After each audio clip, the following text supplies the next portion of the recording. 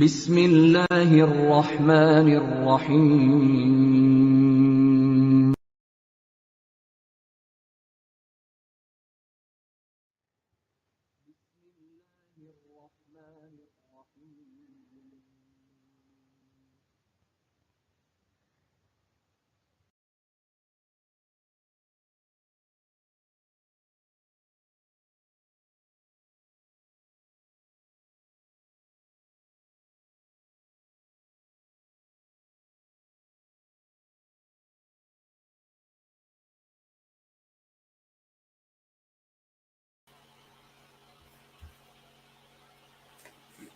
Assalamu alaikum. It is Thursday, the 23rd of June, 2022, and in our series Reflections on the Holy Quran, this is broadcast number 328. And these days we are looking at verse 109, verse 102. And this is part 9 of our consideration of this verse. Generally, I deal with the meanings of the words and so on. But today I'm also going to look at what the Quran is actually saying about those incidents mentioned in that verse and compare it with what Muslims believe. These broadcasts are brought to you courtesy of Laser, Lahore and School of Education in Religion, which is a department of the Lahore Ahmadiyya movement. The Ahmadiyya movement was founded by Hazrat Mirza Ghulam Ahmad, whose teaching was that although people say that prophets or a prophet can appear after the Holy Prophet Muhammad sallallahu alaihi wasallam, this is incorrect, because the Quran says that the Holy Prophet was Khatamun Nabiyyin. And the Holy Prophet explained that by saying, La Nabiyya Ba'di. There is no prophet after. So now no prophet is going to come, whether an old prophet or a new prophet, etc. Hazrat Mirza Sahib Rahmatullah further said that he had come as a mujaddid in a chain of mujaddids, in accordance with the hadith of the Holy Prophet Muhammad. But his distinction was that there are other ahadith of the Holy Prophet which speak of the coming of a Messiah and Mahdi, and the signs that the Holy Prophet Muhammad gave for the coming of the Messiah and Mahdi were fulfilled in Hazrat Mirza Ghulam Ahmad's person and at his time. So this is his distinction from other mujaddids, that he is the Messiah and Mahdi. Hazrat Sahib also pointed out that Muslims hastily start flinging decrees of heresy upon each other. And they said that Hazrat Sahib said that they are wrong in doing this, because the Holy Prophet Muhammad has said that if one reciter of the kalima says to another reciter of the kalima that you are not a Muslim,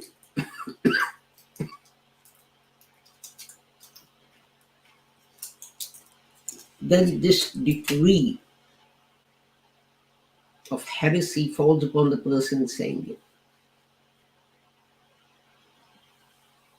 So basically, the Holy Prophet is barring reciters of the kalima from calling each other heretics and whatever have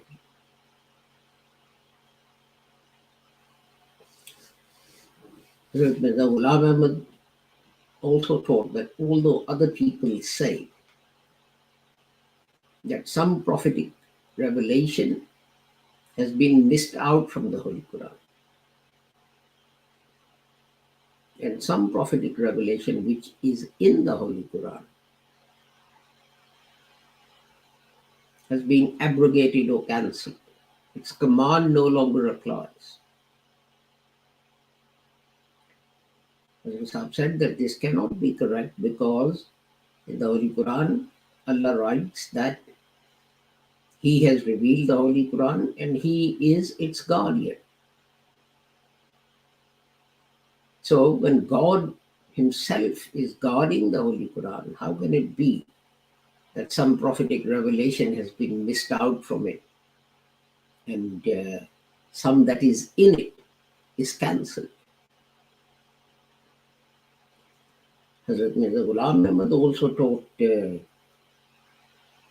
that jihad is a fundamental duty of every Muslim. But jihad as defined by the Holy Prophet Muhammad and not by some university or college or scholar. When returning from fighting, the Holy Prophet Muhammad said Muslims were returning from Jihad-e-Asghar, the minor struggle, to Jihad-e-Akbar, the major struggle. And then went on to explain that Jihad-e-Akbar is Jihad bin Nafs. That is a struggle with your own soul, with your own desires, with your own self. So with that, let us go to the section, the part of this verse that we are going to look at. Actually, what I'm going to say is, I should correct myself, applies to the previous verse up to this point, or even actually the next phrase of this verse as well. But anyway, أعوذ بالله من الشيطان الرجيم بسم الله الرحمن الرحيم واتبعوا ما تتلو الشياطين على ملك سليمان وما كفر سليمان ولكن الشياطين كفروا يعلمون الناس السحر وما أنزل على الملكين ببابل هاروت وماروت. And they follow what the devils fabricated against the kingdom of Solomon. And Solomon disbelieved not, but the devils disbelieved, teaching men enchantment. And it was not revealed to the two angels in Babel, Haaroot and Maaroot, nor did they okay, sorry, I was carrying on. So that's what the Holy Quran says. But when we look for an explanation, we find many fanciful stories that have been built up around the small verse of the Holy Quran. And I'll do an extempore translation of Tafsir ibn Kasir. This is volume 1, page 171. So it says, it relates to hadith, and it says, when Adam descended to the earth and his children spread in the earth, then they started disobeying Allah. And angels said that these are evil people, and they are disobedient and rebellious. If the angel said if they were in their place, they would not have disobeyed Allah. Then God said to the angels, you have an election, and elect 2 angels, and God will create human nature in those 2 and send them down to earth and see what they will do. So they elected Haaroot and Maaroot, and God instilled in them human nature and said that human beings were guided by his teachings, God's teachings through their prophets. But for these 2 angels, he is giving them guidance directly. And God said, don't associate anyone with me. Don't commit shirk. Don't commit adultery, and don't touch alcohol. And these 2 were then sent to the earth. And then to test them, a woman called Zohra was also sent to them. She was extremely beautiful, and they wanted to commit adultery with her. And she said, well, if you commit shirk, if you associate someone with God's majesty, then I will agree. But they rejected it. And then she came back and she said, if you kill this innocent child, then I'll fulfill your desire. And they didn't accept that either. Then she came a 3rd time and she said, okay, if you drink, then I'll fulfill your desire. And they thought, well, that was just a minor sin. And they got drunk, and under the influence, they killed the child, and they also committed adultery with her. And then when they came to, the woman said that what you were refusing to do, you did everything. And they repented, and they tried to repent, and they were given a chance to decide where they should be punished, on the earth or the hereafter. And they decided to take their punishment on this earth, and then they were hung upside down in a well in Babel, where people would go to them and they would warn people not to come to them because what they will tell them is heretical. But if people insisted, they would teach them they would teach them magic. And then further stories related that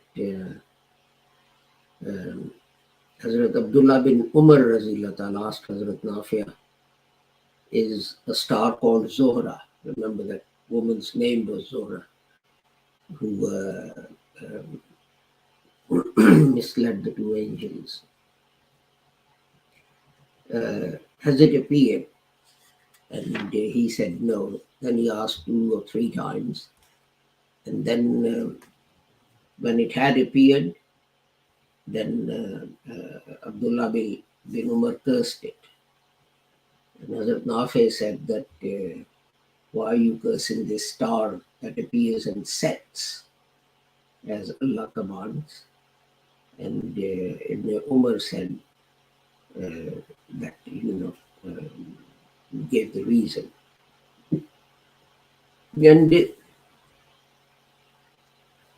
then Hazrat Imam Ibn Kasir says, but this hadith is gharib. Gharib is a sort of word for this hadith is poorly justified, poorly authenticated. This is inauthentic. So as it's inauthentic, I don't know why he mentions it.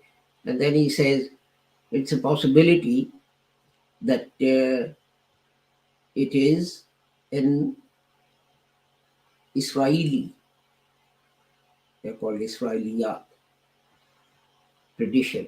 And that is that it's a Jewish story. And then he carries on with this. And then he says that about another hadith that he quotes about this woman called Zohra. And he says that although the later commentators of the Holy Quran, etc., have mentioned it in their commentaries, but in it they've depended on Jewish tradition. There is no authentic, high quality hadith about this from the Holy Prophet Muhammad. And neither is there such detail in the Holy Quran. And our faith is that whatever is found in the Holy Quran is what is correct. And in fact, he devotes about 20 pages to this this thing. And there are further fanciful tales of this. There's another one he quotes on the next page, and that is that this woman was looking for the Holy Prophet Muhammad, and she was told that the Holy Prophet Muhammad sallallahu alaihi wasallam had passed away a few days earlier, and she started crying and beating her chest and etc. And people were sort of puzzled by her reaction. And Hazrat Aisha asked her, what's the matter? And the lady says that she was never on good terms with her husband, and one day he left her. And she mentioned this to an old woman who said, this old woman said that if you follow me, then he'll come back to you. And this is exactly what we see and hear in advertisements, even on television, but certainly in the newspapers and so on. That, if your husband's not happy with you, if your wife's not happy with you, and so on. If you're in love with someone and she doesn't care for you, buy this ring and we'll say some incantation and blow on it, and they will come to you, etc., etc. Anyway, so it says this old woman said, if you obey me, you do that, then he'll come back to you. So the woman says, I got ready, and at night that old lady came with 2 dogs. and she got on one dog, and I got on the other dog, and in an instant we were in Babel. Now, remember this, if you don't know, that this is in Iraq. These people are in Saudi Arabia. And in one instant, they are in Iraq. And I saw two people hanging upside down, tied with iron. And the lady said, iron chains. And the lady said, go to them and tell them that you have come to learn magic. And this is a great big thing, that learning magic is heretical. It's, we mustn't go near it and so on. But no one actually says what magic is. I mean, if someone from 200 years ago was to come today, to him, aeroplanes and telephones, well, more than telephones, mobile phones, and the fact that I'm speaking here and people in Tokyo and New York and I don't know, Pakistan and South America, they can hear me and see me. It must be all magic. But anyway, so the lady says, I went to them and I asked them, and they listened to me and then said, don't put yourself in this trial. Do not learn magic, for to learn magic is heretical. It's a heresy. So, but I insisted, and they said, okay, go and urinate in that fire. And I went, but I became afraid, and I came back, and I told them that I had done as they say, and they said, what did you see? And she said, nothing. And they said, you're lying, and your faith is still firm. Return, you can still return and not commit heresy. But I insisted I wanted to learn magic. So she went again, and she still didn't do it. And then a third time she went, and she urinated in that fire. And when she did that, a rider on a horse appeared. His face was covered, and he rode off to the heavens. And I returned, and they asked me, what did I see? And I told them what I'd seen, and they said, now you're telling the truth. That was your faith that left you. And now go. And I went back to the old woman and said, they haven't taught me anything. And the old woman said, now you can do anything you want. And I threw a seed on the ground, and I pointed to it and said, grow, and it grew. And I said to the seed, do this, and etc., etc. And so she goes on to say she did these magical things. But then she comes back to Medina, and she repents, and she wants forgiveness. So she goes to find the Holy Prophet, and she's told that he's passed away. Now, you see, how does Imam Ibn Kathir start this? He says that all these stories and tales depend on Jewish tradition. We don't have any authentic, highly regarded hadith from the Holy Prophet Muhammad about these things. And the Quran doesn't give us all this detail that he's mentioning about Hazrat Aisha and other people and so on and so forth.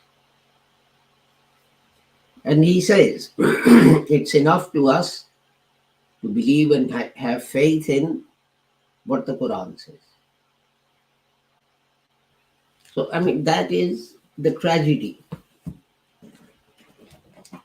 And the tragedy is even bigger than you think, that, we've depended on Jewish traditions and so on. But more than that, what's happened is that in doing that, in some cases, we've actually turned the guidance of the Holy Quran to the exact opposite of what the Holy Quran is trying to tell us. Hazrat Maulana Muhammad Ali, for example, although says in his English translation that for a start, this verse talks about mulk, or the kingdom, and Hazrat Maulana Muhammad Ali says that by kingdom is meant his prophethood, Solomon's prophethood, and so on. So, but the interesting thing is this footnote over the page. He's explaining these verses of the Holy Quran. Hazrat Maulana Rahmatullah Alayhi says, the statement made in the Quran amounts to this. The Jews, instead of following the word of God, followed certain evil crafts, which they falsely attributed to Solomon and to two angels at Babel. Solomon is declared free of any such sinfulness attributed to him, and the story of the two angels is declared to be a fabrication. That story is a fabrication. And what do? Imam Ibn Kathir says there is no authentic hadith which relates this story. The Quran doesn't have this detail. But what do? We add up this fabrication to amount to an article of faith. But the Jews are blamed for learning from these two sources, that is to say, by their fabrications against Solomon and the story of the two angels, things by which they made a distinction between a man and his wife. The personal pronoun refers to those two fabrications. Okay, we'll come back to this because we haven't got as far as that. But we've covered the important point. And that is that we are so keen to expand what the Holy Quran says that we blindly add things into Quranic guidance when, what can I say, to suit our own ends. Because as I said earlier on, you see exactly this sort of thing. It's even advertised, as I said, on television and in newspapers. Telephone so and so, and he will send you back something that you recite 33 times, and all your problems will disappear, etc., etc. So, it's a bit like, and I'll end with this, in a way, a joke, but it actually happens. There are people who walk the streets in Pakistan, and, they're crying out saying, double your money, double your money, double your money.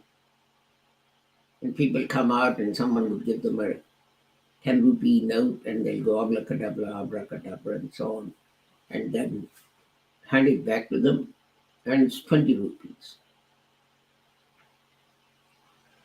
And, they say, okay, you gave me 10, I've turned it into 20, now you can give me 5. You're still up by 5 rupees. Now, no one considers the fact that if these people can do that, then why don't they get a job for a day, earn that money, and then do their abracadabra and keep doubling it all the time? Surely by the end of the week, they'll be billionaires, or certainly millionaires, if not billionaires. But people actually firmly believe these things and do these things. They're ill, they don't go to the doctor. They go to someone who's going to teach them some incantation and they're going to recite it, and the devil in their head or heart is going to escape. This is why God says, read the Holy Quran and think about the Holy Quran. It doesn't mention anything else. But we think of nothing but other things. In fact, we're looking for shortcuts to everything. With that, I take my leave of you with the prayer that whoever you are and wherever you may be, may Allah keep all of you safe and sound and free from harm. Assalamu alaikum, Khuda Hafiz, and